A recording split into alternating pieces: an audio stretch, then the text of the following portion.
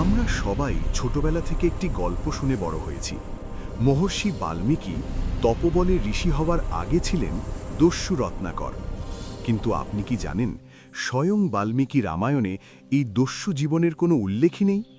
বরং এটি একটি প্রচলিত ভ্রান্তি, যা পরবর্তীকালের কিছু পুরাণ থেকে জনপ্রিয়তা পেয়েছে।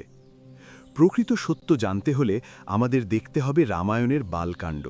সেখানে বাল্মীকিকে বর্ণনা করা হয়েছে একজন জন্মগত পরম তপস্বী, শাস্ত্রজ্ঞ এবং মহান ঋষি হিসেবে। সেখানে তার কোনো অপরাধমূলক অতীতের চিহ্ন মাত্র নেই। শুধু তাই নয়, রামায়ণের শেষ খণ্ড অর্থাৎ উত্তরকাণ্ডে যখন সীতাদেবী তার আশ্রমে আশ্রয় নেন, তখন বাল্মীকি শ্রীরামের সামনে সগর্বে নিজের বংশ পরিচয় দেন। তিনি স্পষ্ট ভাষায় বলেন, প্রচে তাসাহা দশামহা পুত্র রাঘবানন্দনা, অর্থাৎ হে রাম, আমি বরুণদেব বা প্রচেতার দশম পুত্র। একজন উচ্চবংশীয় ব্রহ্মর্ষি কিভাবে দস্যু হতে পারেন?